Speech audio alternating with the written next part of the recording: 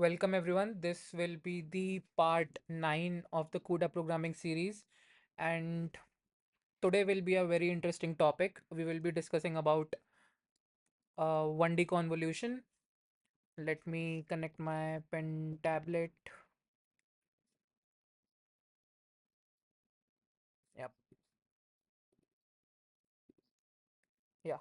So the topic is simple 1D convolution, and it is a very interesting and important topic when you are starting your CUDA programming journey or have followed along the videos. Now, how are we going to do it is we are going to solve a lead GPU problem, and we will see three versions of it, and we will see how each of the version we are increasing the performance of the GPU of the kernel and making it better, right? Before that, how the problem is formulated is what is a convolution according to the problem, especially the 1D one. We won't discuss 2D here. So it is defined as you will have an input, you will also have a kernel, you will have an output array. Now, the ith element of output is defined as the sum from j to kernel size minus 1, then input I plus j times kernel's jth element. The equation is a little bit confusing to understand at first glance, but let's say you have an array. There are many number of elements, but let's just consider 5 of them for here. 1, 2, 3, 4, 5. Let's add one more. So we have 0, 1, 2, 3, 4, 5. Total 6 elements. And then let's say you have a kernel of size 3. Also, this kernel name or the word is colliding with the CUDA kernel. So I am just gonna call it filter from now on. So you have a filter size of 3. We have 0, 1, and 2. Now, suppose you are calculating the second element in the output or the third element, which is this one. So you will center your kernel over this or filter. I am just confused about calling it, but I hope you get what I'm trying to say. Kernel or filter, both of them are interchangeable together. You will center your kernel or filter over here on this element. This will be called the radius of your filter, and this will be the center element. Now what you will do is multiply k0 with input 0, k1 with input 1, k2 with input 2, sum them together. Oh, I did a mistake, not a big one. Since we are centering the filter on the second index element of the input, what you need to do is the outputs 2 or index 2 will be calculated as k1 times input 1 plus k2 times input 2 plus k3 times input 3. So suppose you're filling it with values, let's say 2, 4, and 6, and your filter is defined as 0, 5, 9. So you will do 2 times 0 plus 4 times 5 plus 6 times 9, which will come out to be 20 plus 54, 74. So your output array will have 74 at the second index.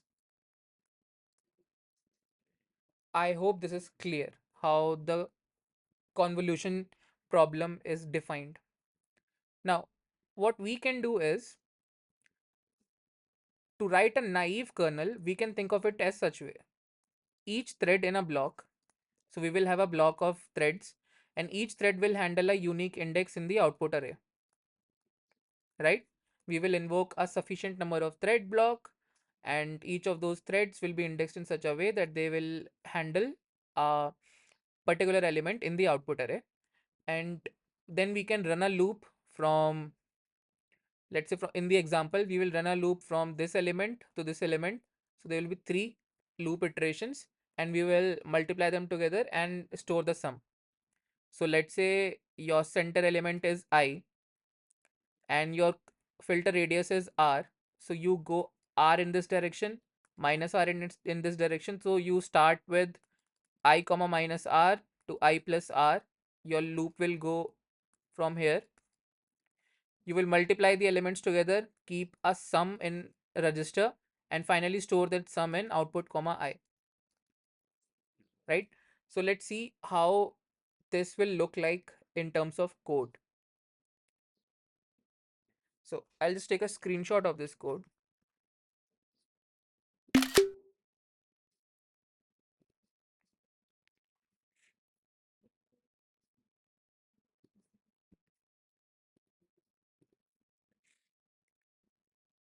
Now we are taking the input array, the kernel, the input size, as well as the kernel size, right? And then we are finding out the index in the output array that needs to be calculated. So this will correspond to output I, right? We are also taking output here after kernel. So that is also a parameter. Now we are doing a bound check. So I should be less than input size minus kernel size plus 1. So suppose this is a huge array that you are handling and you are on this element. So this is the ith element of the output. And when you are applying the input or the filter on the input array, your kernel will end here. You cannot slide it further according to the question. So if you are at I plus 1th element and your kernel will do something like this is not allowed in the question. So in our explanation here, the kernel is centered on the input element, but in the lead GPU question, the kernel is like this. So we have ith element. So kernel starts from here and then goes to up to k size, right? So it slides. So for I plus first element, which will be here, the kernel will be like this. This will be k plus 1, something like this, right? I hope you understand. So when the kernel is going out of bounds for the input array, we are not considering it for this problem. But in the real world scenario, I hope this won't be the case when you are applying real world kernels or filters over your input array to get the convoluted output array. So we are just checking that I should be less than input size minus kernel size plus 1, which should be clear by this thing. We are maintaining a variable in registers, initializing it with 0. Then we are running a for loop from k is equals to 0 to k less than the kernel size. So if your kernel size is 3, we will start from 0, 1 and 2, multiply those elements. So let's say your index comes out to be 0. So you are handling the first element of the output array, right? So for the first iteration of the loop, first iteration, your k will be 0. So your sum will be uh, input 0 plus times k 0. For the second iteration, it will be k is equals to 1. Sum will be input 1 times k1. For the third iteration, it will be input 2 times k2, and all of these sum will be aggregated, and finally we will store it in output 0.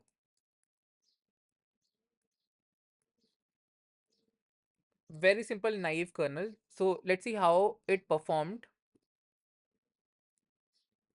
So this was my first submission and it got 56th percentile. So obviously there are chances to improve it. Now, the first thing that you will see is the kernel is always constant. The filter that we are applying to get the convoluted array is always constant.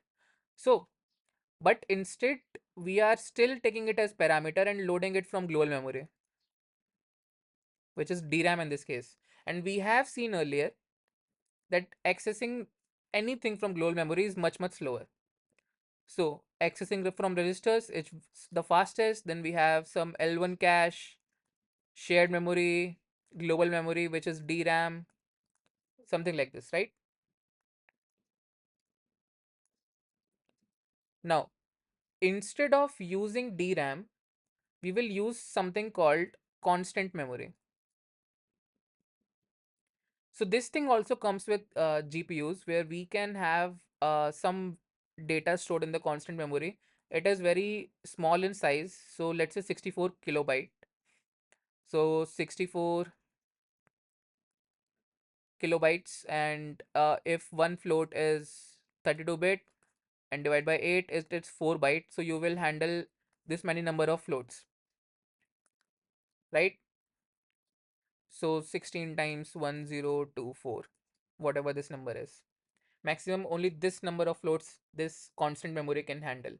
The benefit of constant memory in this case is the GPU will recognize, the hardware will recognize that we are fetching the filter values, filter 0, 1, 2, 3 up to k minus 1, always the same values from constant memory, right?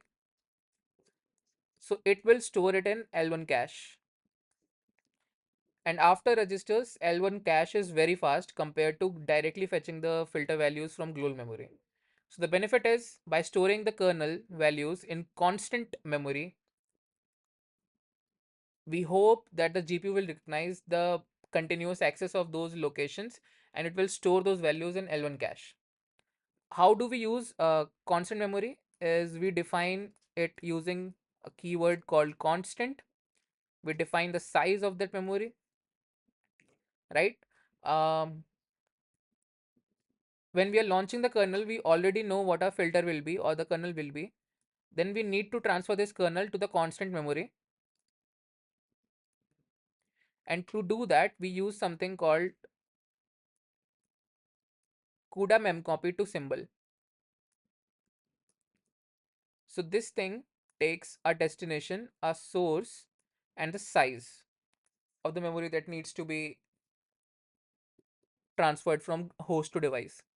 So just to say again, we have CUDA memcopy to symbol, takes a destination, takes the source, takes the size, and transfers it from host to device, right? So this will be the only change that we will do in our kernel is in a CUDA kernel, we will not provide this parameter. We will cancel it, and instead of that, we will directly read these values from constant memory. So let's see how it is implemented in code. Again, I'll take a screenshot. Okay, in this case, the code is bigger, so let's see. We are defining a constant memory using constant keyword. We are using the size as 2048 because that is the maximum number of uh, kernel size according to the problem statement. So it goes from 1 to 2047. So we're defining it as 2048. And when we are launching the kernel, CUDA kernel, we are also specifying, before doing that, we are transferring the input kernel to the constant memory. So we do it by using CUDA mem copy to kernel, the to symbol, we have a destination, source, and the size of the memory that we need to transfer.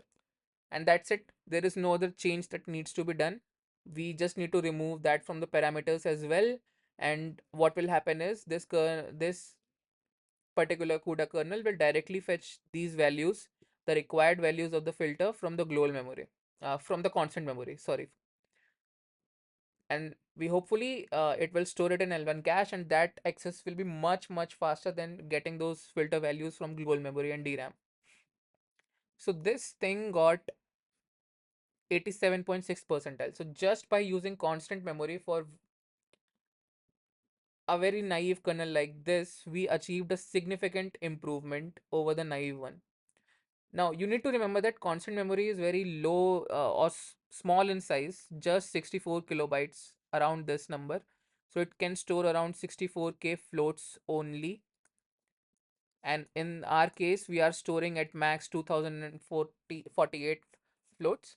So we are fine here, but you need to take care of this thing. So just when you're using constant memory, you need to be conscious about the fact that it is very small in size. Now, we have studied about shared memory plus tiling while looking at matrix multiplication, right? And you will also get some sort of a feel that in this problem also we can implement that concept, because suppose this is ith element. This will require, let's say, the next k elements for this. The I plus first element will also require these elements for kernel calculation.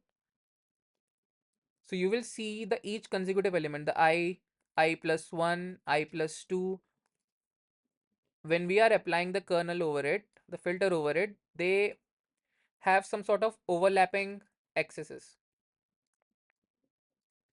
right? And every time we are getting it from DRAM. For example, this is ith element, this is I plus first, this is I plus 2. Now kernel size is 5. So for ith element also, we require this element to be fetched from DRAM to multiply. We also, and this element is also required for I plus first as well. So for ith element and I plus first element in the output array, we require I plus 2, right? And instead of getting it from DRAM, how about we get it from shared memory, which will make it much, much faster. So the concept is simple. We will invoke a block such that it will have a job of loading a tile into the shared memory. So this will be a one-dimensional tile instead of the two-dimensional tiles that we have seen in matrix multiplication. So we will define some sort of a tile size, and the block will be such that each block, let's say, suppose if we are defining tile size as 16, or let's say 256, right? Now we will define threads per block as tile size, which will be 256, and we will calculate the number of blocks that we will require in a grid according to the normal formula of, let's say, output plus tile minus 1 divided by tile size. This will give us the appropriate number of blocks required. So each block, let's say, has 256 elements or 256 threads. So thread index will go from 0 to 255, and each of these thread index will handle some element in the output array. So suppose you are in block 0.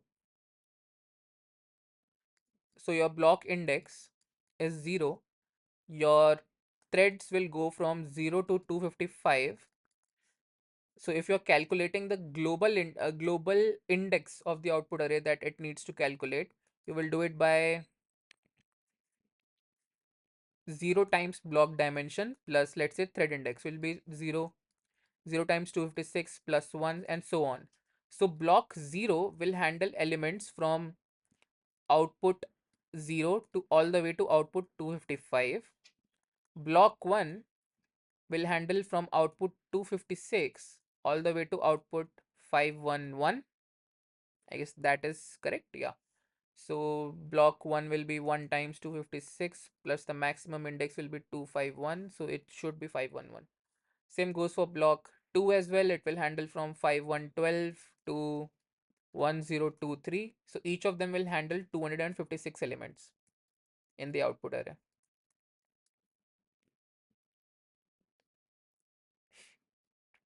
Now, let's see how the code is working for this, and we will understand each line of the code. Before moving on to the code, you should see that it is getting 96.6 percentile. So again, a huge improvement. Will it be possible for me to copy this?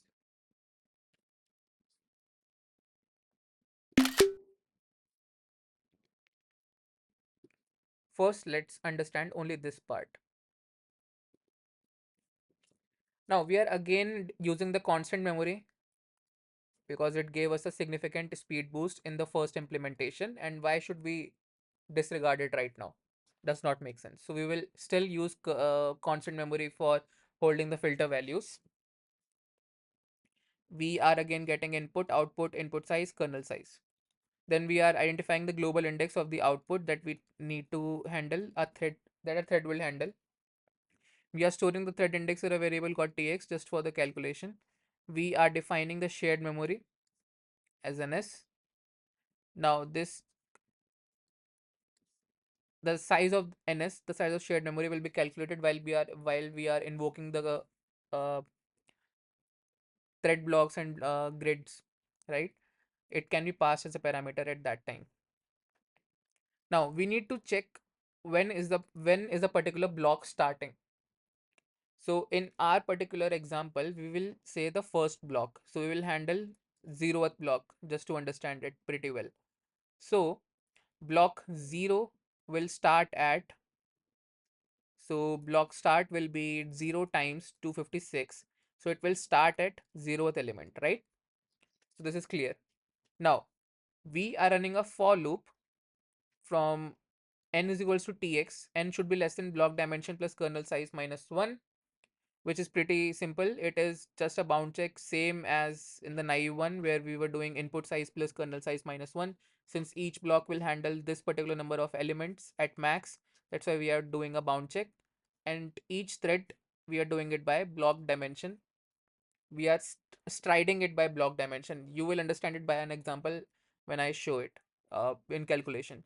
Then we are calculating the index and we are storing it in shared memory. So if index is less than input size, if it is in the bounds of the input array, then store the value, otherwise store 0. Now let's say in the first iteration, n will be 0. N should be less than 256 plus 5 minus 1. So we are taking kernel size as 5, and n will be increased by 256 at each loop. So suppose the current thread is 0.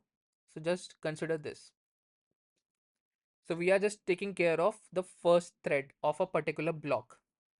So this will handle in the first iteration n is equals to 0, n should be less than 261. Because why 260? Because there are 256 elements in a tile in a block on 256 threads, and for the last element of that the thread will handle, it also requires 5 after that or 4 after that to calculate the appropriate convolutional output. That's why we need 256 plus 5 minus 1 number of elements. So it will store index will be, in this case, will be block start, which is 0, plus n, which is 0. Index will be 0. So in shared memory, ns, let me write it in such a way. So tx, or let's do it here, tx here and ns will be here. So when tx is 0, it is going to handle ns 0. It will store the number at shared memory at 0th index. Now in the second iteration, n will be 256. N is less than 261, and whatever that condition is. And in this case, index will be 0 plus 256. So in the second iteration, it will handle ns 256. So this thread will load 2 elements. When we are at thread 1, it will handle ns1 and ns257. When we are at thread 2, it will handle ns2 and ns258. When we are at thread 3, we will handle 2 3 and ns259. When we are at 4, we will handle ns4 and ns260. Now when we are at thread 5, so n will start as 5. N should be less than 256. So thread 5 will handle ns5, but in the second loop, it is n is going to be 261 because it is incremented by 256, and this condition is not satisfied, so it will only handle one element. Same goes for thread 6 and same goes all the way up to 255. So except the first 5 threads, which by the way is same as the kernel size, all of the threads will load single elements in the shared memory, but the first 5 threads, the job of them is to load two elements so that we have appropriate number of threads or also elements in the shared memory so that we can access them later. I hope this calculation is clear because it is very important to understand this for loop. Why are we doing this? So each thread will handle some number of elements, but the job of first five is to load the last elements that we will require. So you can think of it as like this. There are 256 elements, but this we need some sort of a halo. Halo are called the extra elements that we will require in a convolution to happen, and these are these five elements in this case: 256, 257, 258, and 259, and 256, 260. Total five elements. These are required to be stored. Now, how can we do it? We can assign the first five threads to do it. This is the simplest way to do that particular operation. Or maybe you can find out even a simpler one, but I was considering to be very intuitive, so I wrote it that way. Moving on to the last part, what is happening?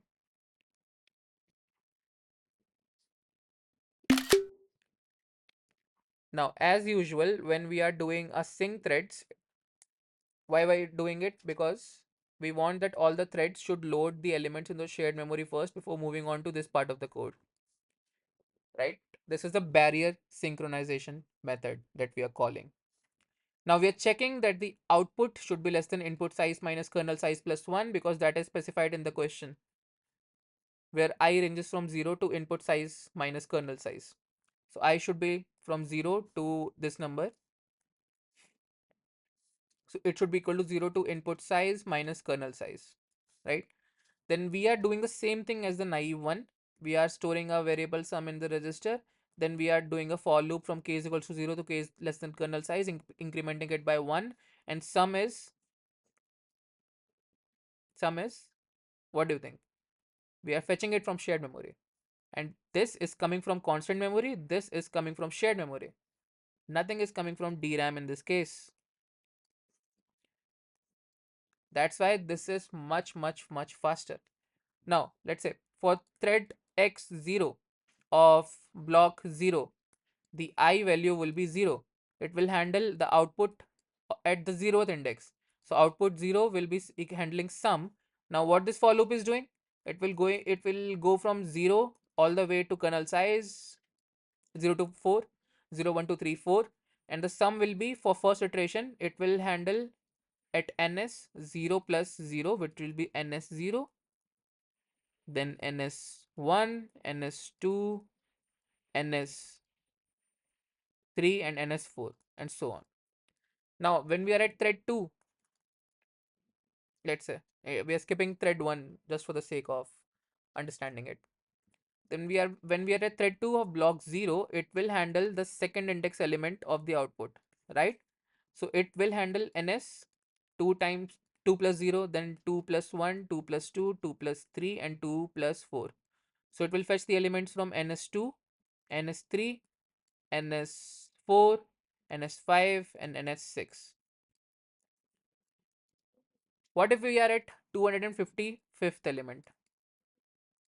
In that case, we will fetch from the shared memory as 2ns 255, 256, 257, 250,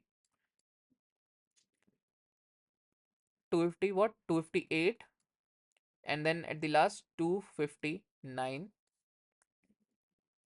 right? I hope this is clear. All of these elements are loaded in the shared memory earlier. We have all these elements in the shared memory, so we can very easily fetch them while applying this convolution. So this again, it is coming from shared memory. The second one is coming from the constant memory. And you will see that this achieved how much? 96 something something. What was it? 96.6 percentile on the T4 GPU on lead GPU platform. So go ahead and implement it on your own. It is pretty easy concept to apply. This problem should be solvable by now. Thanks a lot for watching. Stay tuned for part 10. Subscribe, like, and follow me on Twitter. I drop some quality stuff there sometimes.